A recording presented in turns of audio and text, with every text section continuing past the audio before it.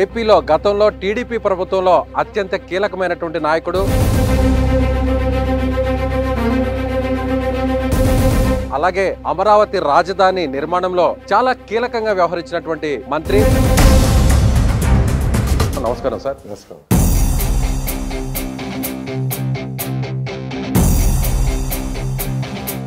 అయితే చంద్రబాబు నాయుడు ఆ తర్వాత లోకేష్ వాళ్ళిద్దరు తర్వాత మిమ్మల్ని ఇబ్బందులు పెట్టారు.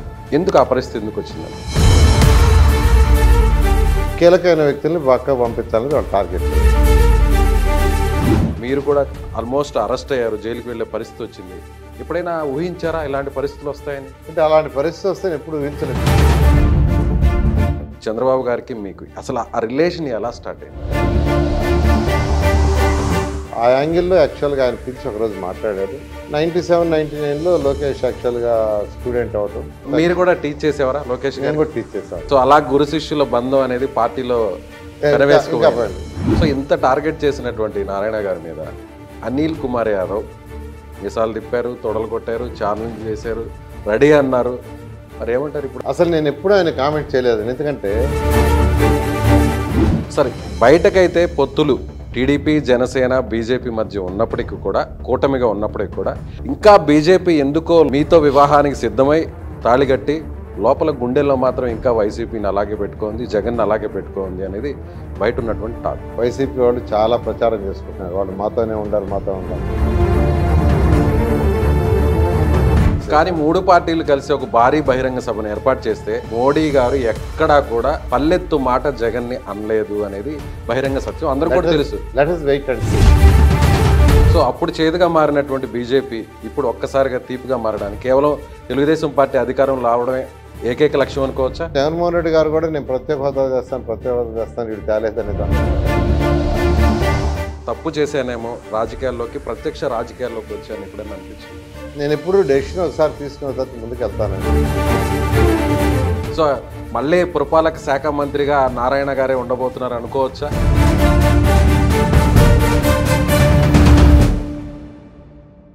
నమస్తే, నేను విజయ్. ఏపీలో గతంలో టీడీపీ ప్రభుత్వంలో అత్యంత కీలకమైనటువంటి నాయకుడు, అలాగే అమరావతి రాజధాని నిర్మాణంలో చాలా కీలకంగా వ్యవహరించినటువంటి మంత్రి, ప్రస్తుత మాజీ మంత్రి, తెలుగుదేశం పార్టీ సిటీ అభ్యర్థిగా ఉన్నటువంటి పొంగూరు నారాయణ ప్రస్తుతం ఇక్కడ రాజకీయాల్లో ఆయన ఏ విధంగా తలమునకలైపోయారు, నిజంగా నెల్లూరు సిటీలో పోటీ ఏ స్థాయిలో ఉంది, ఎన్నికల రణక్షేత్రంలో ఇప్పుడు ఎన్నికల వ్యూహాలను నారాయణ ఎలా అమలు పరుస్తున్నారు, వెళ్దాం నారాయణ గారితో మాట్లాడదాం.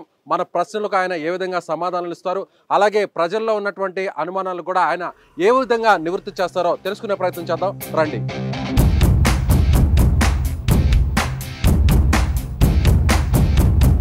నారాయణ సార్కి సంబంధించినటువంటి ఆఫీస్ దగ్గరకు వచ్చేసాం. చాలా బిజీగా ఉన్నారు. ఓవైపు ఎమ్మెల్సీ ఉన్నారు, మరోవైపు ఇక్కడ కోటమిరెడ్డి శ్రీనివాసరెడ్డి గారు ఉన్నారు. ఆయన ఎలక్షన్కి సంబంధించినటువంటి కీలకమైనటువంటి నిర్ణయాలు తీసుకోవడంలో చాలా బిజీగా ఉన్నారు. సో నారాయణ సార్ దగ్గరికి వెళ్దాం. సార్ నమస్తే. సార్ చాలా బిజీగా ఉన్నట్టున్నారు. కార్యకర్తలతో సార్ మా కోసం సుమన్ టీవీకి కొన్ని నిమిషాలు మీరు సమయాన్ని కేటాయిస్తారా? రండి sir, please please come.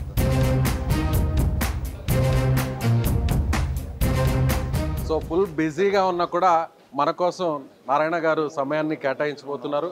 So ఆ ఇంటర్వ్యూలో నారాయణ సార్ ఎలాంటి విషయాల్ని మనతో షేర్ చేసుకుంటున్నారో మరి చూద్దాం. నమస్కారం సార్. నమస్కారం. ఏం సార్ టెన్షన్ ఎక్కడ కనిపించట్లేదు, చాలా రిలాక్స్డ్గా ఉన్నారు. అంటే గెలిచేస్తాం కొట్టేస్తాం అని నమ్మకం ఏమైనా కనిపిస్తుందా? అంటే జనరల్గా నేను ఎడ్యుకేషన్ ఇన్స్టిట్యూషన్స్లో పనిచేసేటప్పుడు చైర్మన్ కూడా ఎప్పుడు టెన్షన్ పడేవాడిని కాదు. ఎందుకంటే ఏదైనా మనం ఒక ప్లాన్గా ముందు ఒక ప్లాన్ వేసుకొని స్ట్రక్చర్ వేసుకొని దాని ప్రకారం ముందుకు పోవటమే, రిజల్ట్స్ అనేది ఆటోమేటిక్ వస్తుందని నమ్మకం. అంతేగాని ప్రత్యర్థి మారిపోయాడు కాబట్టి రిలాక్స్డ్గా ఉన్నామని ఏమన్నా అనిపిస్తుంది? అటువంటి ఏం లేదండి. 2019లో కూడా ఇలాగానే నేను యాక్చువల్గా ఉండి ఎలక్షన్ చేయడం జరిగింది. అయితే ఈసారి ఏంటంటే ఒక 6 months నుంచి కంప్లీట్గా ప్రజల్లో రోజు 8 గంటలు ఉంటున్నాను. ఎవ్రీడే 8 hours పబ్లిక్లో డోర్ టు డోర్. దాదాపు నెల్లూరులో 84,000 హౌసెస్ ఉంటే దాదాపు 60,000 హౌసెస్ని కంప్లీట్ చేశాను డోర్ టు డోర్. అందువల్ల ఇలా కూల్గానే నా అడ్మినిస్ట్రేషన్ ఎప్పుడు కూల్గానే ఉంటుంది.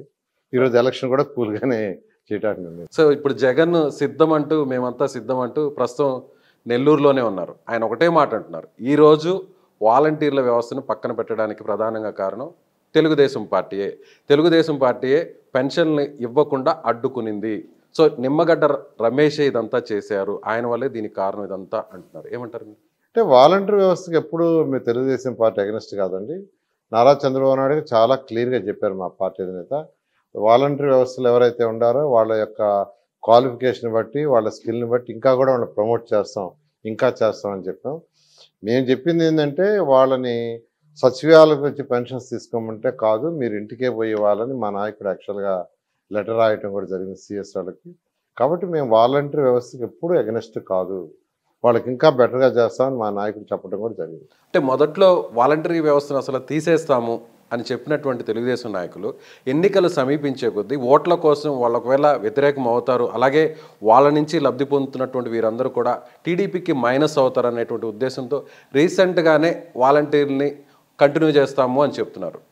మార్పు కారణం ఓట్లేనంటారా? వాలంటరీ వ్యవస్థ తీసేస్తామని మా నాయకుడు ఎప్పుడు చెప్పలేదండి. తెలుగుదేశం పార్టీ నాయకులు చెప్పారు, చాలా మంది మాట్లాడారు. అంటే కాదు, పార్టీ అధినేత చెప్పేది ఇంపార్టెంట్. ఆయన చెప్పేదాన్ని మేము క్యారీ చేస్తాం, కానీ ఇండివిజువల్గా వ్యక్తిగతంగా ఒకరిద్దరు చెప్పేది కాదు. పార్టీ అధినేత ఎప్పుడు కూడా అగెనిస్ట్గా చెప్పలేదు.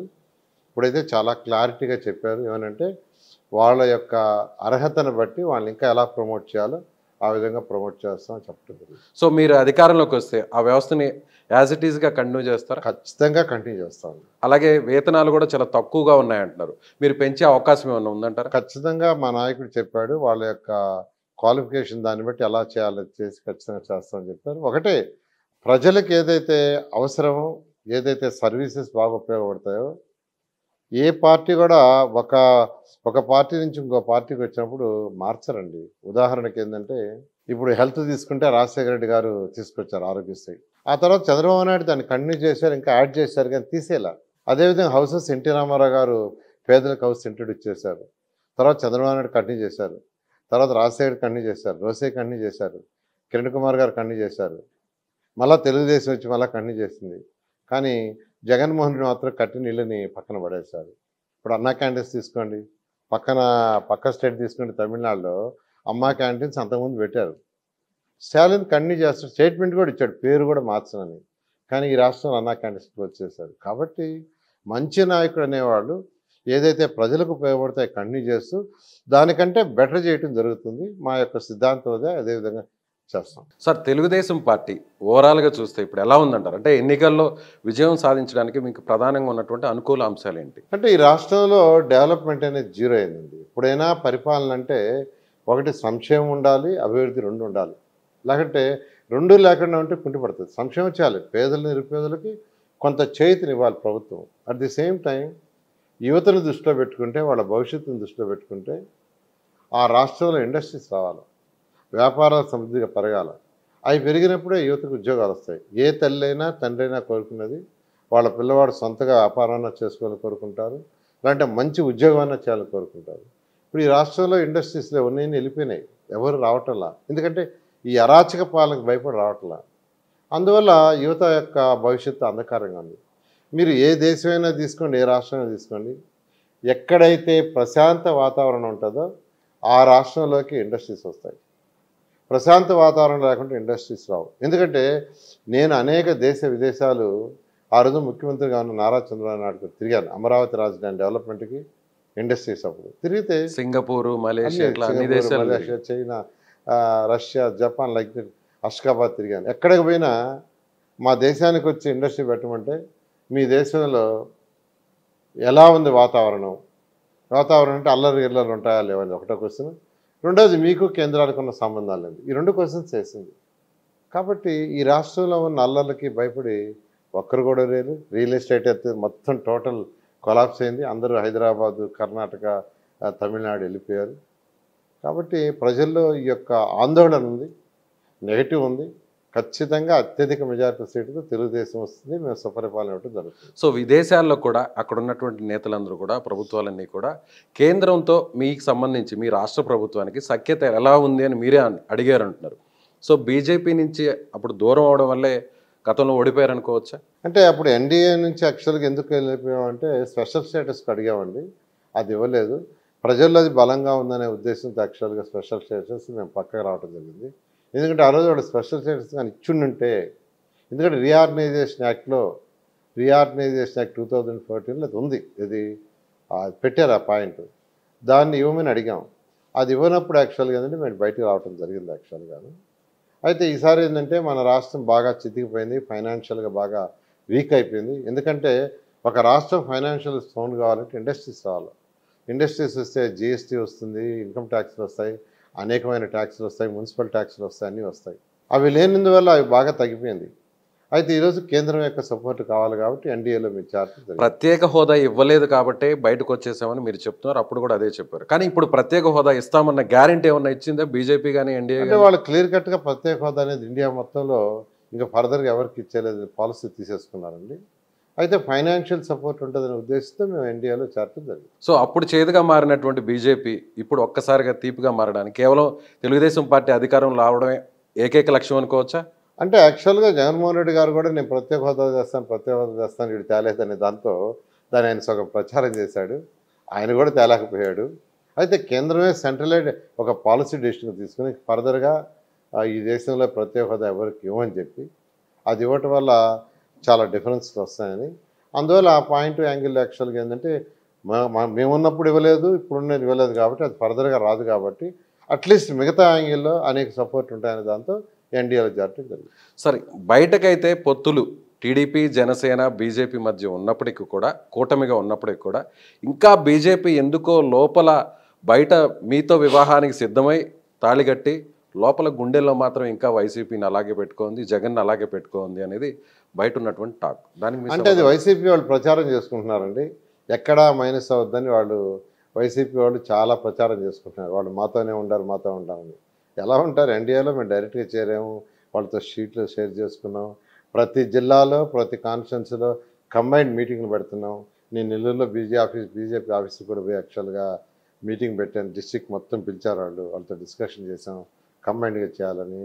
నిన్నే స్టేట్ సెక్రటరీ రాజేశ్వరం ఇంట్లో లంచ్కి ఒక 150 మంది బీజేపీ నాయకులను పిలిచింది, మేము పోయాం, చక్కగా డిస్కస్ చేసాం. కానీ మూడు పార్టీలు కలిసి ఒక భారీ బహిరంగ సభను ఏర్పాటు చేస్తే అందులో మోడీ గారు ఎక్కడా కూడా పల్లెత్తు మాట జగన్ని అనలేదు అనేది బహిరంగ సత్యం, అందరూ కూడా తెలుసు. Let us wait and see. అంతేనంటారా? ఖచ్చితంగా. అంటే రాబోయేటువంటి సభల్లో అంతా కూడా జగన్ని టార్గెట్ చేస్తూ మాట్లాడతారా? ఖచ్చితంగా let us wait and see అన్నారు కదా. సో ఆ ప్లాన్ పక్కగా రెడీ చేస్తున్నారు. సో మీరే మాట్లాడిస్తారు అయితే? మాట్లాడలేదు, ఆయనే మాట్లాడతాడు, వారే మాట్లాడతారు. ఎందుకంటే అమిత్ షా ఎన్నోసార్లు అన్నారు కదా, చాలా కరప్షన్ పెరిగిపోయింది ఆంధ్రప్రదేశ్లో. అలాగే ఇంకా కూడా అభ్యర్థులకు సంబంధించినటువంటి ఆ ఎంపిక కసరత్తు ఇంకా కూడా కొనసాగుతూనే ఉంది. ఓవైపు వైసీపీ 175 నియోజకవర్గాలకు సంబంధించినటువంటి ఎమ్మెల్యే అభ్యర్థులను ప్రకటించేసింది, అలాగే 25 స్థానాల్లో కూడా ఎంపీ అభ్యర్థులను ప్రకటించేసింది. మేమంతా సిద్ధమంటూ కూడా రాష్ట్ర వ్యాప్తంగా కూడా బస్సు యాత్ర కూడా కంటిన్యూ అయిపోతుంది. కానీ ఇంకా టీడీపీ జనసేన బీజేపీ ఇంకా కూడా ఆ పొత్తులు సీట్లు ఈ వ్యవహారంలోనే ఇంకా అక్కడ మునిగి తేలే పరిస్థితి. అంటే ఇక్కడ కూటమి అండి, 3 పార్టీలు కలిసి కూటమైనాయి. అటువంటిప్పుడు కొద్దిగా ఖచ్చితంగా డిస్టర్బెన్స్ ఉంటుంది. ఎందుకనంటే అటు అదే కాన్ఫరెన్స్లో ఎలక్షన్లు వచ్చేస్తున్నాయి సార్. మే 13 కేవలం ఇంకా కొన్ని వారాలు 99% కంప్లీట్ అయిందండి. 1% అక్కడక్కడ అలకలు ఉంటాయి. అవన్నీ కూడా మా నాయకుడు పిలిచి మాట్లాడి వాళ్ళకి ఏం చేయాలో వాళ్ళ కష్టపడిన దాన్ని బట్టి వాళ్ళ హోదాన్ని బట్టి చేస్తామని ఆయనే పిలిచి మాట్లాడుతున్నారు. దాదాపు 99.9% సర్దుకున్నారు. ఎక్కడన్నా 0.01% అది కూడా ఒక 4-5 రోజులు సర్దుకోవడం జరుగుతుంది. అలాగే సార్, అమరావతి నిర్మాణంలో మీరు చాలా కీలక పాత్రను పోషించారు. అప్పుడు మంత్రిగాను మొత్తం వ్యవహారం అంతా కూడా భూసేకరణలో మొత్తం అంతా కూడా రెయిన్బోలో కష్టపడింది మీరే, అది అందరికీ కూడా తెలుసు. అయితే చంద్రబాబు నాయుడు, ఆ తర్వాత లోకేష్, తర్వాత వాళ్ళిద్దరి తర్వాత మిమ్మల్ని ఇబ్బందులు పెట్టారు. ఎందుకు ఆ పరిస్థితి ఎందుకు వచ్చిందంటారు? అంటే యాక్చువల్గా నేను 1993 నుంచి తెలుగుదేశంలో ఉన్నానండి. 93 నుంచి యాక్చువల్గా హైదరాబాద్ పార్టీ ఆఫీస్లో అనేక వర్క్స్ చేసేవాడిని. మొదటి నుంచి చంద్రబాబు నాయుడు గారు ఏది చేస్తే పార్టీ అధినేత చేసేవాడిని. అయితే 2014లో డైరెక్ట్గా మినిస్టర్గా తీసుకొని ఎమ్మెల్సీ చేశారు. తర్వాత 2019లో కంటెస్ట్ చేశాను. అయితే అమరావతి రాజధానికి నేను యాక్చువల్గా దానికి ముందు ఒక చిన్న కంటిన్యూషన్, ఎలా బాండింగ్ ఏర్పడింది సార్ చంద్రబాబు గారికి మీకు? అసలు ఆ రిలేషన్ ఎలా స్టార్ట్ అయింది? అంటే 1993 నుంచి నాకు కొంత తెలుసు అండి. తర్వాత ఏంటంటే యాక్చువల్గా ఈ రాష్ట్రంలో ఇన్స్టిట్యూషన్స్ రన్ చేయటం అవి చూసి ఆయన ఎప్పుడు ఆయన నాలెడ్జీ అనేవాడు. నాలెడ్జీ రావాలా, ప్రజలకి రావాలనేది ఆ యాంగిల్లో యాక్చువల్గా ఆయన పిలిచి ఒకరోజు మాట్లాడారు. తర్వాత 98కి వచ్చేళ్ళకే వాళ్ళ అబ్బాయి యాక్చువల్గా లోకేష్, అంటే 99కి ముందు ఎక్కడ కూడా నేరుగా పరిచయం లేదు? ఏదో పరిచయం ఉందండి, పరిచయం ఉంది యాక్చువల్గా. నేను పార్టీ కూడా కొంత సర్వీస్ కూడా చేసేవాడిని. ఓకే. అయితే కొద్దిగా తక్కువ చేసేవాడిని, ఇంత ఇదిగా అంటే మొదటి నుంచి మీరు తెలుగుదేశం పార్టీ అభిమానంగానే ఉండేవారు. అభిమానం 93 నుంచి 93 నుంచి. అసోసియేషన్ 93 నుంచి. అంటే ఆయన రెవెన్యూ మినిస్టర్గా ఉన్నప్పటి నుంచి కూడా పరిచయం ఉంది నాకు. అంటే ఎన్టీఆర్ హయాంలో కూడా అవును, రెవెన్యూ పరిచయం. మినిస్టర్ గా ఉన్నప్పుడు కూడా పరిచయం ఉంది. ఉంది. అంటే విద్యా సంస్థల అధినేతగా మీరు ఉన్నారు కాబట్టి అలాంటి పరిచయం. అలాంటి పరిచయం ఓకే. పరిచయం ఉంటూ కొన్ని సర్వేలు గిరివేలు అవన్నీ ఆయన చేయించుకునేవాడు, అవన్నీ అంటే చేసేవాడు, బ్యాక్ ఎండ్ లో మీరు పార్టీకి సర్వీస్ చేసేవారు. సర్వీస్ చేస్తాను. Okay sir. 97, 99లో లోకేష్ యాక్చువల్గా స్టూడెంట్ అవటం, అప్పుడు ఇంకా డైరెక్ట్ ట్యాక్స్ కావటం. అంటే స్టూడెంట్ అంటే ఎట్లా సార్, ఏ క్లాస్ ఏ టైంలో చెప్పగలరు? ఇంటర్మీడియట్ 11th and 12th యాక్చువల్గా చదివాడండి. ఎక్కడ సార్, ఏ బ్రాంచ్, ఏ ప్లేస్? అతనికి యాక్చువల్గా మా నారాయణ గ్రూప్లోనే చేర్చాలన్నారు. చేర్చాలంటే సెక్యూరిటీ యాంగిల్, అంటే అప్పుడు సెక్యూరిటీ థ్రెట్ ఉండేది. మా ఇచ్చి క్లోజ్డ్ క్యాంపసెస్, అలా కాకుండా లిటిల్ ఫ్లవర్ క్యాంపస్ అయితే సెక్యూరిటీ బాగుంటుంది అనేది మేమే హైదరాబాద్ లిటిల్ ఫ్లవర్లో జాయిన్ చేసాము. అయితే అతనికి మార్నింగ్ ఈవినింగ్ పర్సనల్గా మా నారాయణ ఇన్స్టిట్యూషన్ నుంచి కొందరిని పంపించి స్పెషల్గా చేసాం. ఈ అచీవ్డ్ ఏ గుడ్ పర్సంటేజ్, 86%తో పాస్ అయ్యాడు. He gained a lot of knowledge. ఎందుకంటే ఆ రోజు ముఖ్యమంత్రి గారు చంద్రబాబు అడిగిందంటే నాకు సీటు కాదు, సీట్ ఎక్కడైనా వస్తుంది, మా వాడికి కావాల్సిన నాలెడ్జ్ బ్యాంక్ అని. అలా పరిచయం ఏర్పడటం. తర్వాత మీరు కూడా టీచ్ చేసేవారా లోకేష్ గారు? నేను కూడా టీచ్ చేసేవాడిని. నేను కూడా టీచ్ చేసేవాడిని. తర్వాత యాక్చువల్గా సో అలా గురు శిష్యుల బంధం అనేది పార్టీలో ఇంకా తర్వాత ఆయన ఇంకా ఎక్కువ వర్క్స్ నాకు యాక్చువల్గా training for ministers, training for MLAs party ఆఫీస్లో చేయమని యాక్చువల్గా తర్వాత 2004 వరకు యాక్చువల్గా పార్టీ ఆఫీస్లో చేసేవాడిని. తర్వాత ఎన్టీఆర్ ట్రస్ట్ 2004 తర్వాత ఎన్టీఆర్ ట్రస్ట్లో నన్ను ఒక డైరెక్టర్గా చేశారు. అలా అసోసియేషన్తో కంటిన్యూ. సో బ్యాక్ ఎండ్లో పార్టీకి మీరు సర్వీస్ చేశారు కాబట్టి, సో ఇప్పుడు మీలాంటి నాయకుడు, ఒక రకంగా చెప్పాలంటే నాయకుడు కంటే కూడా ఒక పరిపాలన మీద పూర్తి స్థాయి అవగాహన ఉన్న వ్యక్తిగా మిమ్మల్ని మంత్రివర్గంలో తీసుకున్నారు అంతే. ఆ రోజు అదే 2014 దాకా నాకు యాక్చువల్గా ఆలోచన లేదు. ఎందుకంటే 2014లో శ్రీకాకుళం, విజయనగరం, విశాఖపట్నం ఆ 3 జిల్లాలు నేను మానిటరింగ్ చేశాను 4 months. అవి 34 సీట్లు, 25 గెలిచాము.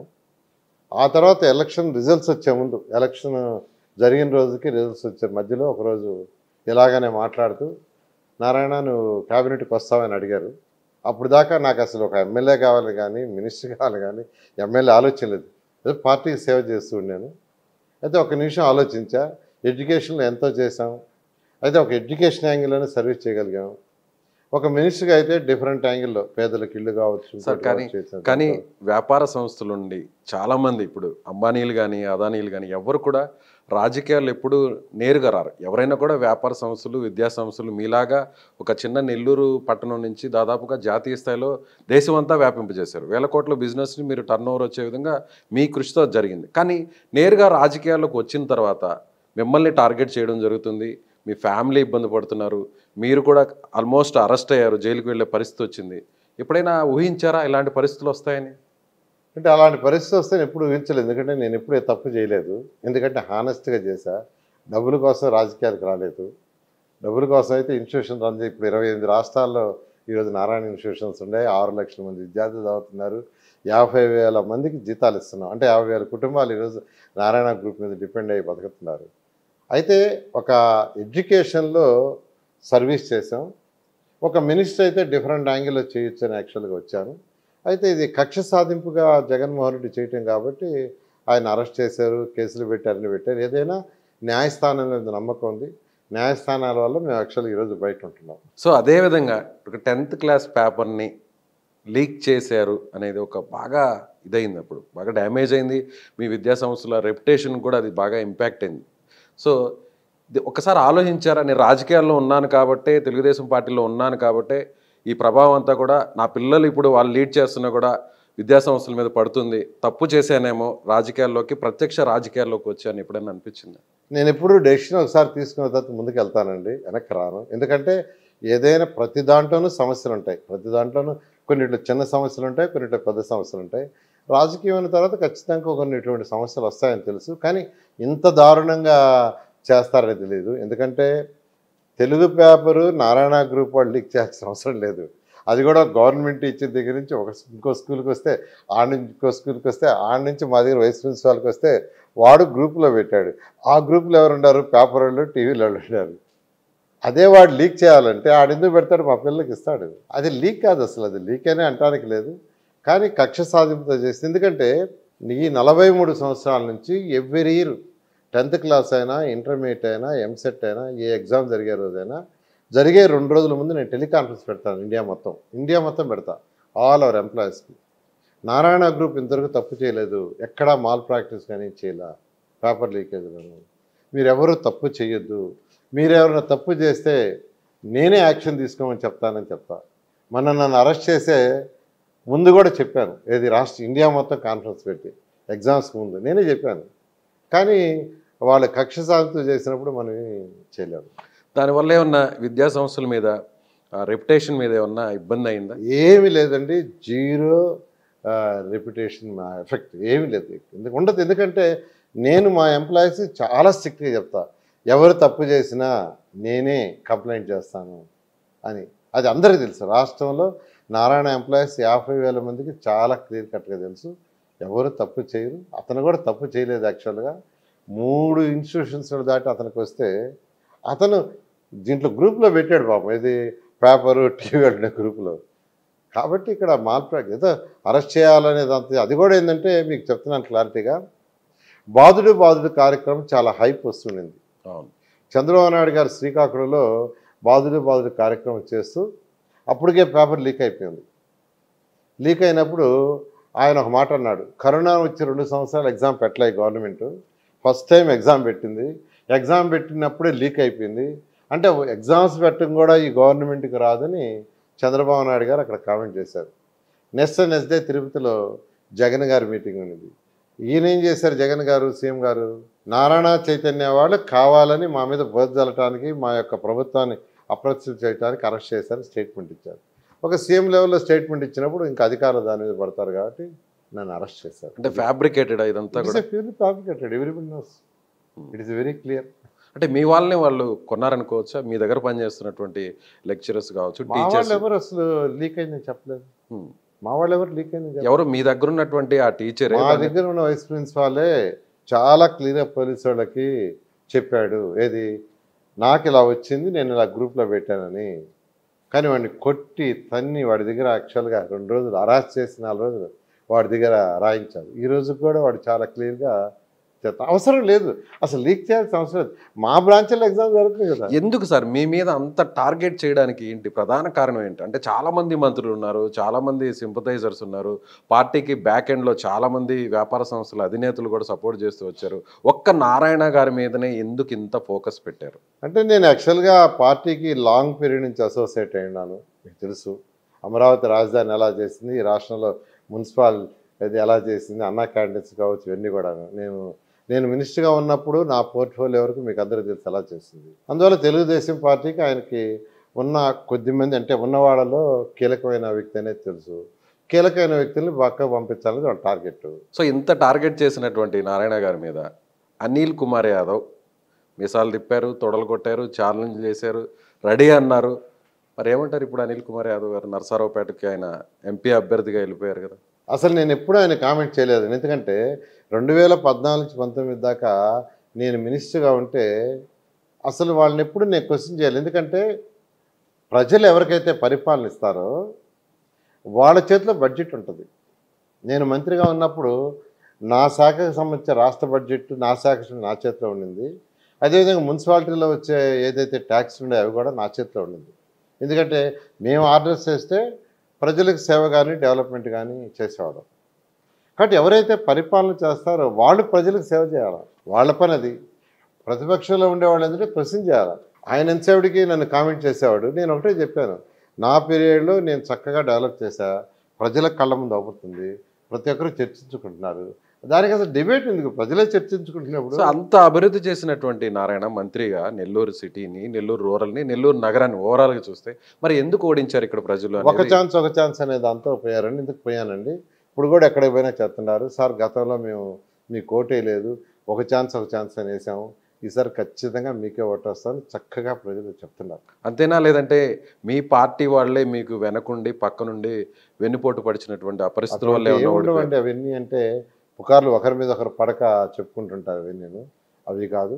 ఖచ్చితంగా ఒక ఛాన్స్. ఎందుకంటే నేను తిరుగుతున్నాను ఈరోజు స్లమ్స్లో తిరుగుతుండా, డిఫరెంట్ ఏరియాస్లో తిరుగుతుండా, వాళ్ళందరూ క్లియర్గా చెప్తున్నారు, సార్ పోయినసారి ఒక ఛాన్స్ అనేదంతా మేము వేసాం భ్రమలో, కానీ ఆ ఒక ఛాన్స్ అంటే మాకు బుద్ధి వచ్చింది, ఈసారి మీకే వేస్తామని చాలా క్లియర్గా స్పష్టంగా చెప్తారు. సో అప్పుడు చేసినటువంటి ఆ డెవలప్మెంట్ ఇంకా గుర్తుంచుకోన్నారా? ఖచ్చితంగానండి. ప్రజలు ఈరోజు ఎక్కడికి పోయినా, సార్ ఈ ఎండ్ టు ఎండ్ రోడ్స్ మీరేసిందే, ఈ అండర్గ్రౌండ్ డ్రైనేజ్ కనెక్షన్ ఇవ్వలేదు, ఈ వాటర్ లైన్ మీరు వేసింది, ఆ బ్లూ లైన్ చూపిస్తున్నారు. అక్కడ పార్కులు తిరిగిపోతే ఈ పార్కులు మీరు చేసినాయి సార్, జిమ్ పెట్టారు, అవన్నీ మెయింటైన్ చేయట్లేదు. ఇట్లా వాళ్ళు ఎక్కడికి పోయినా కానీ చూసి, ఎందుకంటే ప్రజలు ఖచ్చితంగా సేవ చేస్తే గుర్తుపెట్టుకుంటారు అనేది అవే నిదర్శనాలు. సో అంత టార్గెట్ పెట్టినటువంటి నారాయణ గారి మీద ఒక బలమైన అభ్యర్థిని పక్కకు తప్పించి ఒక సాధారణ వ్యక్తికి బరిలోకి తీసుకురావడం వెనుకున్నటువంటి వ్యూహం ఏంటంటారు? అంత ఈజీగా వదిలిపెడతారనుకో? అంటే ఒకటేనండి, వాళ్ళ స్ట్రాటజీ వాళ్ళకు ఉంటుంది, మా స్ట్రాటజీ మాకు ఉంటుంది. ఎప్పుడు కూడా పార్టీలు ఎవరి స్ట్రాటజీని వాళ్ళు ప్లాన్ చేసుకుంటారు. వాళ్ళ స్ట్రాటజీలో వాళ్ళు ప్లాన్ చేసుకున్నారు, దట్ ఈస్ దేర్ ఇంటర్నల్. మా స్ట్రాటజీలో మేము ప్లాన్ చేసుకుని ముందుకు పోతాం. సో మీరైతే ఫ్రీ అయిపోయారు, ఎక్కడ కూడా రిలాక్స్ అయిపోయారు. సో అభ్యర్థి చాలా అనుకున్న స్థాయిలో బలంగా లేడు కాబట్టి గెలిచేసామనేటువంటి ధీమాలు ఎక్కువగా ఉన్నారు అనేది బయట చెప్తున్నటువంటి మాట. నేను ఈరోజు మార్నింగ్ 7 నుంచి 11:30 దాకా ప్రజల్లో తిరుగుతున్నానండి. మార్నింగ్ 7కి వెళ్తున్నాను, అప్ టు 11:30. అదేవిధంగా ఈవినింగ్ 4 నుంచి నైట్ 10 దాకా ఈరోజు కూడా పబ్లిక్లో తిరుగుతున్నా. 60,000 హౌసెస్ని కంప్లీట్ చేశాను. మిగతావి కూడా ఎలక్షన్ ఆఫర్ కంటిన్యూ చేయడానికి తిరుగుతున్నా. ఎక్కడ కూడా రిలాక్స్ కాలా. మా వాళ్ళని ఎవరిని కూడా రిలాక్స్ కానిటి వల్ల మా వాళ్ళు ఏమంటున్నారంటే, మీరు నిద్రబారు మమ్మల్ని నిద్రబారు అనే డైలాగ్లో వచ్చారు. వాళ్ళు కూడా కష్టపడి ప్రతి కార్యకర్త చేస్తున్నారు. కాబట్టి ఖచ్చితంగా మంచి మెజారిటీతో ఈరోజు నెల్లూరులో సిటీ కానీ రూరల్ కానీ 10 కాన్స్టిట్యున్సీ గెలుస్తాం. ఎంపీ కూడా గెలవటం జరుగుతుంది. అదేవిధంగా అంటే సిటీ అభ్యర్థి, వైసీపీకి సంబంధించినటువంటి సిటీ అభ్యర్థి వల్లే వేమిరెడ్డి ప్రభాకర్ రెడ్డి కూడా వైసీపీని వీడి తెలుగుదేశం పార్టీలోకి వచ్చారు. సో ఇప్పుడు ఒక రకంగా చెప్పాలంటే ముస్లింల వ్యతిరేకులు తెలుగుదేశం పార్టీకి సంబంధించినటువంటి అభ్యర్థులు అనేటువంటి ఆ లైన్ని ఎక్కువగా హైలైట్ చేస్తున్నారు. దానిపై మీరేమంటారు? అంటే వేమిరెడ్డి ప్రభాకర్ రెడ్డి రావడానికి కారణం అది కాదండి. ఎందుకంటే నేనే ఆయనతో మాట్లాడింది, నాతోనే ఆయన మాట్లాడింది కూడా ఫస్ట్. యాక్చువల్గా మా పార్టీ అధినేత ఇచ్చిన ఆదేశం ప్రకారం ఆయన ఒకటే అన్నాడు, నాకు పార్టీలో గౌరవం కావాలా నారాయణ, నీకు చంద్రబాబు నాయుడు గారు చాలా గౌరవిస్తున్నారు మాకు తెలుసు, నేను కూడా వైఎస్ఆర్సీ పార్టీకి చాలా చేశాను, కానీ మాకు గౌరవం లేదు, ఇంటర్వ్యూ కూడా ఉండదు. అదే నీకైతే డైరెక్ట్గా వెళ్ళిపోతావు, ఇంటర్వ్యూ అవసరం లేదు, అవసరం లేదు, ఫోన్ కాల్ చేస్తావు, పిఎస్కి వెళ్తావు, నీకు ఆయన ఎంత బిజీగా ఉన్నా నీకు ఇమీడియట్గా మాట్లాడతాడు. మాకు అటువంటిది లేదు. నాకు కావాల్సింది కేవలం గౌరవం. నాకు డబ్బు అవసరం లేదు, నాకు బోల్డంత డబ్బు ఉంది, ప్రజాసేవ చేయటం కావాలా. మా పార్టీలో ప్రజలకు సేవ చేయడానికి అసలు ఆస్కారం కూడా లేదు. అదే నెల్లూరులో 2014-19 దాకా నువ్వు మంత్రిగా ఉండి నెల్లూరుని బ్రహ్మాండంగా డెవలప్ చేసావు. ఈరోజు ప్రతి ఒక్కరూ నిన్ను అప్రిషియేట్ చేస్తున్నారు. నేను కూడా నెల్లూరు పార్లమెంట్కి చేయాలనే కోరిక ఉంది, అందువల్ల నేను వస్తున్నానన్నారు. అదే మా నాయకుడికి చెప్పాను, మా నాయకుడు తీసుకురమ్మన్నారు, తీసుకుని మాట్లాడాము. ఆ విధంగా ఆయన పార్టీకి రావడానికి కారణం ఏంటంటే ప్రజాసేవ చేయడానికి వచ్చాడు, కానీ వేరే కారణాలన్నీ అక్కడక్కడ చెప్పేని వాడు పుకార్లు క్రియేట్ చేస్తున్నారు. కేవలం ఆయన మీద ఒక అవ్వండ వేయటానికే చేస్తున్నారు, కానీ వేరేది కాదు. 2019కి ముందు ఇదే వీపీఆర్ పార్టీలోకి రావడానికి 3 సార్లు ప్రయత్నిస్తే ఆ 3 సార్లను కూడా కుదరనీయకుండా చేశారు మీ జిల్లా నాయకత్వం, అందులో మీరు కూడా ఉన్నారనేది వైసీపీ చేస్తున్నటువంటి విమర్శ. ఇప్పుడు ఎందుకు ఆయన్ని హక్కున చేర్చుకున్నారు? అంటే బలమైనటువంటి అభ్యర్థులు లేరు కాబట్టి లోక్సభలో వీపీఆర్ని తీసుకున్నారు తప్ప వేరే కారణం లేదు అనేది వైసీపీ చెప్తోంది. అంతకుముందు ఎప్పుడు ట్రై చేయలేదండి. నేనైతే యాక్చువల్గా ఎప్పుడు కలవలేదు కూడా ఆయన. యాక్చువల్గా నేను కలవలేదు. ఎప్పుడైనా ఎయిర్పోర్ట్లలో లాస్ట్ 5 ఇయర్స్లో ఒక 4-5 సార్లు కలిసి ఉంటాడు. అంతకుముందు ఎప్పుడు నేను ఆయన ఇంటికి కూడా పోలేదు యాక్చువల్గా. ఈ మధ్య యాక్చువల్గా అంటే ఎప్పుడైతే మా పార్టీ ఆయన యాక్చువల్గా ఇలా ప్రజాసేవ చేయాలా, నీలాగా నాకు కూడా చేయాలా, మంచి పేరు తెచ్చుకోవాలని అన్నాడు, అప్పుడు నేను కాంటాక్ట్ చేయడం, తర్వాత మా నాయకుడితో చెప్పడం జరిగింది. సో ఒక రకంగా ట్రబుల్ షూటర్ లాగా వెంటనే వీపీఆర్ని పార్టీలో తీసుకొచ్చేసారు. అయితే ఆ సమస్యని క్లోజ్ చేశారు. ఖచ్చితంగా చేయాలి. ఎప్పుడైనా కానీ పార్టీలో ఉన్నప్పుడు పార్టీలో నాయకుడికి చెప్పిన ప్రకారం నాయకుడికి చెప్పడం, నాయకుడు చెప్పిన ఆదేశాల ప్రకారం చేయడం చేయాలి. పార్టీలో ముఖ్య నాయకులు అంటే ఎవరైతే ట్రబుల్ షూటర్స్, సమస్య సాల్వ్ చేయటం, నేను కావచ్చు, నాలాంటి వాడు ఇంకా ఎంతమంది ఉంటారు సార్. అలాగే గతంలో జిల్లా మొత్తాన్ని సింగిల్ హ్యాండ్తో మీరు లీడ్ చేశారు. ఇప్పుడు వీపీఆర్ గారు వచ్చారు, ఆయన ధనవంతులు, మీరు కూడా ధనవంతులు, ఇద్దరు ఆ స్థాయిలో ఉన్నటువంటి వ్యక్తులే. అయితే ఇప్పుడు మీ ప్రయారిటీ ఏమన్నా తగ్గుతుందనేటువంటి అనుమానం ఎక్కడన్నా ఉంది? అటువంటిది ఏమీ లేదండి. ఎందుకంటే నేను యాక్చువల్గా ఎప్పుడు కూడా జిల్లాలో డెవలప్మెంట్ వరకే చూసా, కానీ రాజకీయాల విషయంలో ఎక్కువగా నేను పెద్ద చేయలేదండి. ఎందుకంటే నేను నిజం చెప్తున్నాను, అంటే వాళ్ళ నుంచి అలా ఇండి తరిమి అలాంటి ఆలోచన ఏం లేదు. ఉన్న వాళ్ళందరినీ కలుపుకోబోవటానికి చేశాను. ఈరోజు కూడా వేమిరెడ్డి ప్రభాకర్ రెడ్డి కూడా అదే అన్నాడు. నీ ఓటోళ్ళు యాక్చువల్గా నాతో ఉన్నా, నా ఓటోళ్ళతో ఉన్నా కలిసి మీరు చేస్తామని. అదే వేమిరెడ్డి ప్రభాకర్ రెడ్డి మీరు రండి, కేంద్రాల నుంచి ఫండ్స్ దండిగా తేండి, నేను రాష్ట్రం నుంచి తీసుకొస్తాను, ఇద్దరం కలిసి యాక్చువల్గా నెల్లూరు టౌన్ని, నెల్లూరు పార్లమెంట్ని డెవలప్ చేస్తామని చెప్పడం ఇద్దరం అనుకున్నాం. ఆ విధంగా చేస్తూ ముందుకు పోతాం. సో ఇప్పుడు పవర్ సెంటర్లు ఆనో రామనారాయణ రెడ్డి వచ్చేసారు. గతంలో పొంగూరు నారాయణ గారిది ఒక పవర్ సెంటర్, సోమిరెడ్డి చంద్రమోహన్ రెడ్డి గారిది ఒక పవర్ సెంటర్, అలాగే వేరే ఇతర నాయకులది ఒక పవర్ సెంటర్. ఇప్పుడు కోటరెడ్డి శ్రీధర్ రెడ్డి గారు వచ్చేసారు, ఆనో రామనారాయణ రెడ్డి గారు వచ్చేసారు, సోమిరెడ్డి ఉన్నారు, విపిఆర్ ఉన్నారు. చాలా పవర్ సెంటర్లు వచ్చేస్తాయి రేపు అధికారంలోకి వచ్చాక నెల్లూరు జిల్లాలో. అంటే నేను ఎప్పుడు కూడా యాక్చువల్గా 2014-19 కూడా మీకు తెలుసో తెలీదు, మా నాయకుల ఇంటికి వెళ్ళిపోయేవాడిని ఎప్పుడైనా. ప్రభాకర్ రెడ్డి గారు, ఆదాల ప్రభాకర్ రెడ్డి గారు అక్కడ ఉన్నప్పుడు యాక్చువల్గా హైదరాబాద్ నుంచి వస్తానంటే ఆయనకు ఫోన్ చేసి ఆయన ఇంటికాడ దిగేసి వచ్చాను. ఆయన కూడా అప్పట్లో ఒక పవర్ సెంటర్ చంద్రమోహన్ రెడ్డి గారికి అట్నే పోయేవాడిని. ఆ విధంగా మా నాయకుల ఇంటికి నేను డైరెక్ట్గా పోవటం నాకు అలవాటు. ఇప్పుడు కూడా మా ఇంటికి రండి మీతో మాట్లాడని అనలేదు. కాబట్టి నేను ఫ్యూచర్లో కూడా అదే విధంగా మెయింటైన్ చేస్తాను. ఈరోజు పార్టీలో, తెలుగుదేశం పార్టీలో అందరితో, ఇక్కడే కాదు 13 ఉమ్మడి జిల్లాల్లో ఉన్న నాయకులందరితో కూడా అదే రిలేషన్ మెయింటైన్ చేశాను. అసెంబ్లీలో కూడా అదే మెయింటైన్ చేశాను, కౌన్సిల్లో కూడా అదే మెయింటైన్ చేశాను, క్యాబినెట్లో ఉన్న కొలీగ్స్తో కూడా అలాంటి రిలేషన్ మెయింటైన్ చేశాను. వర్క్ చేయడం తప్పితే వేరేది ఆలోచించేవాడినే కాదు. అలాగే సార్, స్ట్రైట్గా ఒక ఆన్సర్ చేయండి. మీరు టీడీపీ స్టేట్ సంబంధించి కూడా మీరు చాలా కీలకంగా ఉన్నారు. స్టేట్ పార్టీలు అంతా కూడా బ్యాకెండ్లో మొదటి నుంచి చేస్తున్నారు, ఇప్పుడు కూడా చూస్తున్నారు. మీరే చెప్పారు ట్రబుల్ షూటర్ అని. అయితే జిల్లా పార్టీకి దేనికి ప్రయారిటీ ఇస్తారు? స్టేట్ పార్టీకి ప్రయారిటీ ఇస్తారా, జిల్లా పార్టీకి ప్రయారిటీ ఇస్తారా? అంటే యాక్చువల్గా నాయకుడు ఏది చెప్తే చేయటం నాకు మొదటి నుంచి అలవాటు అండి. మా నాయకుడు తెలుగుదేశం పార్టీ అధినేత నారా చంద్రబాబు గారు ఏ అసైన్మెంట్ ఇస్తే ఆ అసైన్మెంట్ చేయటం. ఖచ్చితంగా స్టేట్ లెవెల్లో ఆల్రెడీ చేస్తున్నాం కాబట్టి స్టేట్ పార్టీకి సంబంధించి ఏది ఆయన ఇచ్చినా అది ఖచ్చితంగా చేస్తూ, జిల్లాను కూడా, జిల్లాలో ఉన్నాం కాబట్టి జిల్లాని స్ట్రెంథన్ చేస్తూ, నెల్లూరు సిటీ నుంచి కంటెస్ట్ చేస్తున్నాను కాబట్టి నెల్లూరు సిటీ యొక్క ప్రజలు 2,37,000 మంది ఓటర్స్ ఉన్నారు. వాళ్ళ ప్రజా సమస్యల గురించి ఖచ్చితంగా బాధ్యత తీసుకోవాలి. ఎందుకంటే డైరెక్ట్గా కంటెస్ట్ చేసి గెలిచేటప్పుడు వాళ్ళ బాధ్యత ఎవరైతే గెలుస్తారో ఆ నాయకుడు తీసుకోవాలో అది తీసుకుంటూ ముందుకు పోవడం జరుగుతుంది. అలాగే మీలాగే కొన్ని విద్యా సంస్థలు నడుపుతూ రాజకీయాల్లోకి వచ్చి ఎమ్మెల్సీ అయినటువంటి వ్యక్తి చంద్రశేఖర్ రెడ్డి. సో చంద్రశేఖర్ రెడ్డి ఇటీవల మీ మీద కొన్ని కామెంట్స్ చేశారు మీడియా ముందుకు వచ్చి. అప్పట్లో డెవలప్ చేసినాము అని చెప్తున్నటువంటి ఏదైతే అండర్ గ్రౌండ్ డ్రైనేజ్ కావచ్చు, డ్రింకింగ్ వాటర్ కావచ్చు, పార్కులు కావచ్చు, మీరేదైతే చెప్తున్నటువంటి ఇవన్నీ కూడా కేవలం కమిషన్స్ కోసం చేశారు, అందులో పర్సంటేజ్ని పెంచారు, పార్టీ కొంత ఫండ్ను డైవర్ట్ చేశారు, దీన్ని ఎక్కువగా చెప్పుకుంటున్న ఆయన ఎందుకు పూర్తి చేయలేకపోతున్నారు? దానికి ఆన్సర్ చేయగలరా? నెల్లూరు ప్రజల మీద చాలా భారాన్ని, అప్పును మోపారు అని అంటున్నారు. అంటే నెల్లూరు 2 ప్రాజెక్టులు, డ్రింకింగ్ వాటర్ ప్రాజెక్ట్ రాబోయే 30 సంవత్సరాలు దృష్టిలో పెట్టుకొని, అంటే రాబోయే 30 సంవత్సరాల్లో నెల్లూరు నగరం పాపులేషన్ ఎంత పెరుగుతుందో దాన్ని దృష్టిలో పెట్టుకొని డ్రింకింగ్ వాటర్ ప్రాజెక్టు సంగం బ్యారేజ్ని తీసుకొచ్చాం. సంగం బ్యారేజ్ని ఎందుకు తీసుకొచ్చామంటే నెల్లూరు పెన్నా రివర్ ఉంది, ఎండాకాలం అక్కడ నీళ్లు ఉండవు, కింద నుంచి డ్రా చేసినప్పుడు యాక్చువల్గా క్వాలిటీ ఆఫ్ వాటర్ రావట్లేదని సంగం బ్యారేజ్ అయితే 365 రోజులు స్వచ్ఛమైన వాటర్ ఉంటుంది. అక్కడి నుంచి 550 కోట్లతో ఒక ప్రాజెక్ట్ తీసుకొచ్చాం. అంతేకాకుండా నెల్లూరులో వేసిన పైప్ లైన్లు 20 ఏళ్ళు 30 ఏళ్ళకి వేసినాయి, అవన్నీ తుప్పు పెట్టి సిలింగ్ కూడా వస్తుంది. అందువల్ల మొత్తం రీప్లేస్తో యాక్చువల్గా 550 కోట్లతో ఒక ప్రాజెక్ట్ చేశాం. అదేవిధంగా దోమలు లేని నెల్లూరు నగరం చేయాలి. ఎందుకంటే నేను అనేక దేశ విదేశాలు తిరిగా. నెల్లూరు అంటే దోమలనే చెప్తున్నా, ఎక్కడికి పోయినా దోమ ఉండదు అక్కడ. ఏది దేశ విదేశం, దానికి కారణం స్టడీ చేశారు. వాళ్ళకి 100% అండర్ గ్రౌండ్ సివరేజ్. వర్షం వచ్చినప్పుడే రోడ్ల మీద పడ్డ నీళ్లు సైడ్ కెనాల్స్లో పోయి బయటకు వెళ్ళిపోతాయి. ఇంకా మిగతా రోజుల్లో చుక్క నీళ్ళు ఉండదు కెనాల్స్లో, సైడ్ కెనాల్స్లో. సో అలాంటి ప్రాజెక్ట్ని 550 కోట్లతో నెల్లూరు నగరాన్ని మొత్తాన్ని తీసుకొచ్చారు. అయితే ఈ 2 ప్రాజెక్టులని హడ్కో లోన్లు తీసుకున్నాం.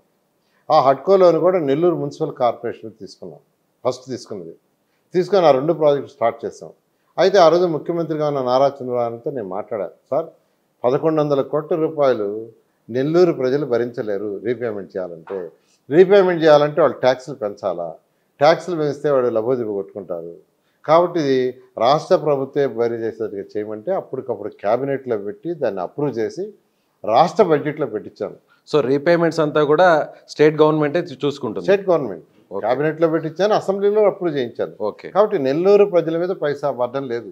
దాన్ని వీళ్ళు కావాలి, అప్పుడే అనిల్ కుమార్ గారు కామెంట్ చేస్తే అప్పుడు క్లియర్గా క్లారిటీ ఇచ్చాను. కాబట్టి ఆ బర్డన్ అనేది ఉండదు.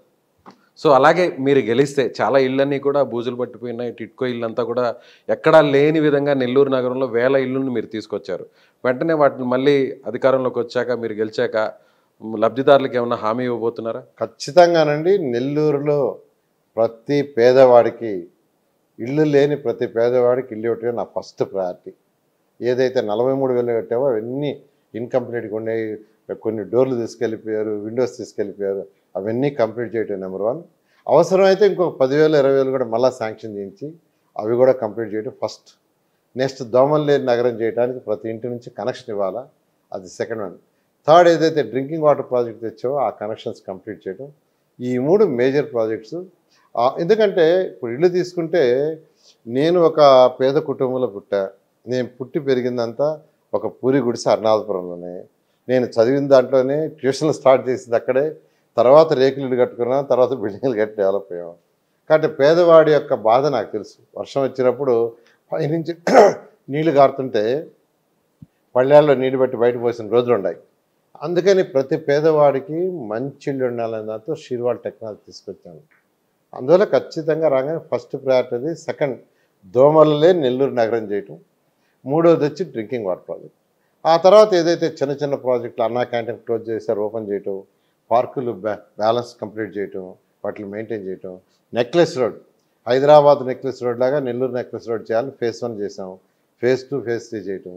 ఇలా ఏదైతే ప్రజా అవసరాలు ఉన్నాయో వాటన్నింటినీ చేసుకుంటూ పోవటం జరుగుతుంది. సో అమరావతి విషయానికి వస్తే మీరు అధికారంలోకి వచ్చాక అమరావతిని యాజ్ ఇట్ ఈస్గా రాజధానిగా కంటిన్యూ చేస్తారు. ఆల్మోస్ట్ కొంత పర్సంటేజ్ మాత్రమే మిగిలినటువంటి బిల్డింగ్స్ అన్నీ కూడా ఇప్పుడు చాలా దారుణమైన స్థితిలోకి వెళ్ళాయి. వాటన్నిటిని కూడా ఎలా తిరిగి మీరు స్టార్ట్ చేస్తారు? అంటే అమరావతి రాజధాని అనేది యాక్చువల్గా ఆ రోజు ముఖ్యమంత్రి గారు నాకు ఇచ్చినప్పుడు ఒకటి అన్నారు, ప్రపంచంలో ఉన్న టాప్ 5 సిటీస్లో ఆంధ్రప్రదేశ్ సిటీ కావాలా, అలా నిర్మించమన్నారు. నార్మన్ ఫాస్టర్ అండ్ పార్ట్నర్స్ లండన్లో ఉన్నారు. వాళ్ళు ప్రపంచంలో టాప్ 5లో ఒకరు. వాళ్ళ దగ్గర డిజైన్ చేయించాం. 48,000 కోట్ల రూపాయలకి టెండర్లు ఇచ్చాం. 9,000 కోట్ల రూపాయలు ఖర్చు పెట్టి రోడ్లు, డ్రైన్స్ మెజారిటీ పూర్తి చేసాం. 3,800 ఇళ్ళు అధికారులకు కట్టాం. అయితే బ్యాలెన్స్ వర్క్స్ అన్నీ మరొక 2 సంవత్సరాల సమయం ఉంటే ప్రపంచంలో టాప్ 5 నగరాలు ఇది ఒక మంచి టూరిస్ట్ ప్లేస్ అయ్యింది. అంటే 2 ఏళ్ళు మీరు అధికారంలో కొనసాగుండి ఉంటాయి, ఈ పాటికి అమరావతి పూర్తి స్థాయిలో అయిపోయింది. 2 ఏళ్ళు అండి. ఇప్పుడు కూడా చెప్తాను, ప్రభుత్వం రాగానే ఈసారి 3 ఏళ్ళు కావాల్సి వస్తుంది. ఎందుకంటే అదే 2 ఏళ్ళు అయితే అదే టెండర్లతో కంప్లీట్ అయిపోయిండేది. ఇప్పుడు మళ్ళీ గవర్నమెంట్ వస్తే ఏ టెండర్లు అయితే డిస్కనెక్ట్ చేస్తారు ఇవి వాటిలన్నింటినీ స్టడీ చేసి, ఇప్పుడే మీరు అన్నారు దారబంధరాలను ఎత్తుకోపోయారు, కిటికీలు ఎత్తుకోపోయారు, అట్నే అక్కడ పాపం ఆ శాండ్ అవన్నీ ఎత్తుకొని వెళ్ళిపోయారు. వీటన్నిటి స్టడీ చేయడానికి ఒక 6 months పడుతుంది. 6 months పడుతుంది. సో లోకేష్ గారి దగ్గర ఒక రెడ్ బుక్ ఉంది, మీ దగ్గర కూడా అలాంటి రెడ్ బుక్ లేదా రెడ్ అండ్ బ్లూ బుక్ లాంటివి ఉన్నాయి? నేను లోకేష్ గారే యాక్చువల్గా ఎవరైతే ఇబ్బందులు పెడుతున్నారో వాళ్ళందరినీ యాక్చువల్గా ఆయనే కార్యకర్తలకు భరోసా ఇచ్చారు, ప్రభుత్వం రాగానే మీకు ఎవరికి ఇబ్బంది లేకుండా. అయితే మేము మైండ్లో పెట్టుకున్నాం కానీ ఎక్కడ రెడ్ బుక్ అనేది చేయలేదండి. సో విశాఖపట్నంలో ఇప్పటికే ఋషికొండలో బిల్డింగ్స్ అన్నీ కూడా రెడీ అయిపోయి మళ్ళీ అధికారంలోకి వచ్చాక అక్కడి నుంచే పరిపాలన స్టార్ట్ చేస్తామని జగన్మోహన్ రెడ్డి గారు చెప్తున్నారు. ఆ బిల్డింగ్స్ మీరు ఏం చేయబోతున్నారు? అంటే యాక్చువల్గా ఎక్కడైనా మేజర్ సిటీస్లో ముఖ్యమంత్రి గారు లేదా అధికారులు వచ్చినప్పుడు వాళ్ళకి కొంత ఉండాలి. ఇప్పుడైతే వైజాగ్లో మీటింగ్ అంటే నేను మున్సిపల్ మంత్రిగా ఉన్నప్పుడు మున్సిపల్ ఆఫీస్లో పెట్టేవాడిని. ఇతర మంత్రులు వచ్చినప్పుడు వాళ్ళకి ఆఫీసులు ఉండవు, పెద్ద సిటీ కాబట్టి ఖచ్చితంగా ఏ బిల్డింగ్స్ అయితే ఉంటే ఆ బిల్డింగ్స్ అన్నిటినీ 100% ఉపయోగిస్తాం. ఇప్పుడు జగన్మోహన్ రెడ్డి గారు రాగానే ప్రజావేదిక కొట్టేశాడు, అలా మేము కొట్టమండి. అది ప్రజల సొమ్ము. ప్రజావేదిక అనేది ప్రజల సొమ్ము. అదన్నీ బోల్టెడ్తో చేసింది, చక్కగా ఇప్పేసేసి వాటిని వేరే దగ్గర చేసి ఉండొచ్చు, కానీ కక్ష సాధింపుతో పగలగొట్టింది. అవన్నీ బోల్ట్స్ అండ్ నట్స్ చక్కగా ఇప్పి వాటిని వేరే దగ్గర ఫిట్ చేసుకొని ఉండొచ్చు, డిస్మాండిల్ చేసి ఇంకో చోట ఉండొచ్చు, కానీ చేయలేదు. ఆయనకి ఆ విషయం లేదు. కానీ మేము అలా కాదు, ఏ బిల్డింగ్లు అయితే కట్టారో ప్రభుత్వం ప్రజల సొమ్ము, అది ప్రతి పైసా ఉపయోగపడేటట్టుగా ఏదైతే మంత్రులు వాళ్ళ రివ్యూలకి వాటికి ఏది కావాలో దానికి 100% ట్రీట్మెంట్ జరుగుతుంది. సో ఆ బిల్డింగ్స్ అయితే ఖచ్చితంగా అడ్మినిస్ట్రేషన్కే వాడతారు, గవర్నమెంట్ వాడతాం, అంతేగాని టూరిజం ప్రజా అవసరాలకి మాత్రమే వాడతాము. ప్రజల సొమ్ము, అది ప్రజా అవసరాలు, అడ్మినిస్ట్రేషన్ కావచ్చు, ఇంకో దానికి కావచ్చు, దేనికైతే కావాలో దానికి వాడటం జరుగుతుంది. అలాగే ఇప్పుడు జిల్లా స్థాయికి వస్తే ఇప్పుడు జిల్లాలో చాలామంది వైసీపీ నాయకులందరూ కూడా ఖచ్చితంగా మేమే గెలుస్తున్నాం 10కి 10 మళ్ళీ తిరిగి మేము గెలుస్తామని చెప్తున్నారు. వాస్తవంగా మీరు చెప్పండి 10 గెలుస్తామని మీరు చెప్పారు. ఓవరాల్గా స్టేట్ వైడ్ 175 నియోజకవర్గాల్లో మీ పార్టీకి ఎన్ని సీట్లు రాబోతున్నాయి, జనసేనకి ఎన్ని రాబోతున్నాయి, బీజేపీకి ఎన్ని రాబోతున్నాయి, అధికారంలోకి రావడానికి మీ కూటమికి ఎన్ని సీట్లు రాబోతున్నాయి? ఖచ్చితంగా అండి కూటమికి 160 ప్లస్ వస్తాయి, 160 ప్లస్ వస్తాయి ఖచ్చితంగా. ఎందుకంటే ఈరోజు రాష్ట్రంలో ఎక్కడైనా మీరు చూసారో లేదో కర్ణాటక ఎలక్షన్ జరిగే ఒక 6 నెలల ముందు ఇంతకంటే చాలా తక్కువ ఏది గవర్నమెంట్ మారుతుందని కానీ ఇంత భయంకరంగా లేదు. అదే తెలంగాణ కూడా 4 నెలల ముందు అదే విధంగా ఉండింది. అట్లే ఢిల్లీ కూడా అట్లే ఉండింది యాక్చువల్గా. ఈరోజు మన ఆంధ్రప్రదేశ్ అయితే ఇంకా భయంకరం. ఎక్కడ పట్టినా నెగటివ్ టాక్ తప్పితే ఉన్న గవర్నమెంట్ మీద ఏం లేదు. ఎక్కడ పట్టినా నెగటివ్ టాక్. కాబట్టి ఖచ్చితంగా ఈ నెగటివ్ టాక్ వల్ల ప్రజల్లో ఒక ఆందోళన ఉంది. మళ్ళీ ఈ గవర్నమెంట్ వస్తే అరాచకం చేస్తుంది, ఇంకా బతకలేము, ఈ రాష్ట్రాన్ని వదిలిపోవాలని వ్యాపారస్తులు, ఇండస్ట్రీస్లు అందరూ ప్రతి ఒక్కరు ప్రిపేర్ అవుతున్నారు. ఏది గవర్నమెంట్ కానీ వస్తే.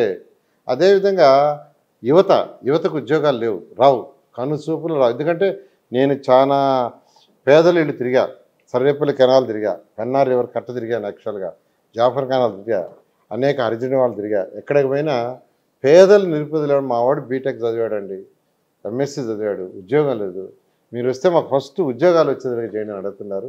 కాబట్టి ఎవరైనా కోరుకున్నదే ఎంప్లాయీసా టోటల్ ఎగనెస్ట్, ఒక్కరు కూడా హ్యాపీ కాదు. పోలీసు వాళ్ళు ఎగనెస్ట్, భయానికి చేస్తున్నారు వాళ్ళు, రైతులు ఎగనెస్ట్.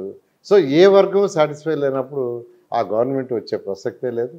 ఖచ్చితంగా అత్యధిక మెజారిటీ సీట్లతో ఈ ఫామ్ చేస్తారు. సో మీరు చెప్తున్నారు రాబోయేటువంటి 3 సంవత్సరాల్లోనే అమరావతి రాజధాని పూర్తయిపోతుందని మీరు అంటున్నారు. సో మళ్ళీ పురపాలక శాఖ మంత్రిగా నారాయణ గారే ఉండబోతున్నారు అనుకోవచ్చా? అంటే అది మా యొక్క కాబోయే ముఖ్యమంత్రి గారి యొక్క ఇష్టం అండి. ఆయన ఏ శాఖ ఇస్తే ఆ శాఖ చేస్తాము, లేకపోయినా పార్టీకి కావాల్సిన పార్టీకైనా సర్వీస్ చేస్తాం, దేనికైనా సిద్ధం అంటారు. దేనికైనా సిద్ధం. సో అదే విధంగా చూస్తే నెల్లూరులో పార్టీ విషయానికి వస్తే మీరు పార్టీ నాయకత్వంతో పాటుగా ఎన్ టీమ్ అనేటువంటి ఒక స్పెషల్గా ఒక టీంని పెట్టారు. వాళ్ళకి పార్టీ లీడర్స్కి మధ్య కోఆర్డినేషన్ మిస్ అవుతుంది అనేటువంటి వ్యాఖ్యలు పార్టీ నాయకులు మాట్లాడుతున్నారు. అది నిజమే అంటారా? అంటే యాక్చువల్గా ఏంటంటేనండి, నెల్లూరులో యాక్చువల్గా పార్టీ సిద్ధాంతంలో బూత్ కన్వీనర్లు, బిఎల్ఏలు, ప్రెసిడెంట్లు, వైస్ ప్రెసిడెంట్, జనరల్ సెక్రటరీ అనేవాడు ఉన్నారండి. అయితే వాళ్ళందరూ వర్క్ చేసే వర్క్ని మానిటరింగ్ చేయడానికి మేము కొంతమందిని తీసుకొని ఎన్ టీమ్ అని పేరు పెట్టాం. వాళ్ళు కూడా పార్టీ వాళ్ళే, వాళ్ళు వేరే పార్టీ వాళ్ళే, వాళ్ళు పార్టీ వాళ్ళే. కానీ మీరు కొంచెం స్పెషల్ ఫోకస్ పెట్టి ఎక్కువ కాన్సన్ట్రేషన్ చేసి అంటే ఈ మిగతా వాళ్ళు ఎలా వర్క్ చేస్తున్నారు ఒక విజిలెన్స్ లాగా యాక్చువల్గా పెట్టాం. అది ఉన్న వాళ్ళకి బిగినింగ్లో కొద్దిగా బాధకారే ఉండింది, ఎందుకంటే మా మీద ఇంకొకరిని పెట్టి చేయటం. అదేవిధంగా మహిళా టీం అనేది, యూత్ అనేది. ఎందుకంటే మా పార్టీ సిద్ధాంతంలోనే 21 అఫిలియేటెడ్ బాడీస్ ఉన్నాయి. ఈ మహిళా టీం అని పెట్టాను, అది కొత్త కదా, ఆల్రెడీ ఉండేదే. అంటే యూత్ అని పెట్టాను, అది కూడా కొత్తది ఉండేది కాదు. బిగినింగ్లో ఫస్ట్ ఒక 15 రోజులు కొద్దిగా ఇబ్బంది పడ్డారు. ఈరోజు వాళ్ళ వల్లనే మాకు ఉపయోగం. అంటే వాళ్ళందరూ కొద్దిగా టెక్నికల్గా నాలెడ్జ్ వచ్చినాడు, కొద్దిగా చదువుకున్న కుర్రాళ్ళు పెట్టాం.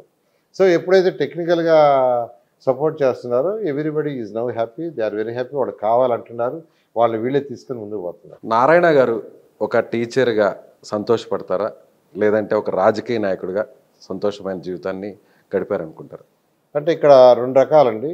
టీచర్గా ఉండే satisfaction that is entirely different. ఎందుకంటే ఆ పిల్లవాడికి మనం చదువు చెప్పడం కానీ, వాడు వచ్చి అడగటం కానీ, యాక్చువల్గా వాడు కొద్దిగా ఉన్నత స్థితికి పోయినప్పుడు మనమే ఫీల్ అవుతాం. ఎందుకంటే మేమే ఫీల్ అయ్యామండి, అబ్బా నేనే రీచ్ అయినట్టు. అట్లా అది ఒక టైప్ ఆఫ్ ఆనందం, ఆ సాటిస్ఫాక్షన్ డిఫరెంట్.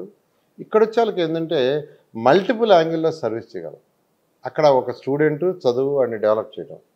ఇక్కడ ఫర్ ఎగ్జాంపుల్ నేను మున్సిపల్ శాఖ మంత్రిగా ఉంటే 2000 స్కూల్స్ ఉన్నాయి. ఆ 2000 స్కూల్స్లో ఇంగ్లీష్ మీడియం పెట్టింది నేనే, జీవో ఇచ్చింది. ఈ గవర్నమెంట్ కాదు, ఫస్ట్ నేనే ఇచ్చింది జీవో. అదేవిధంగా 2000 స్కూల్స్ని బ్రహ్మాండంగా డెవలప్ చేశాను.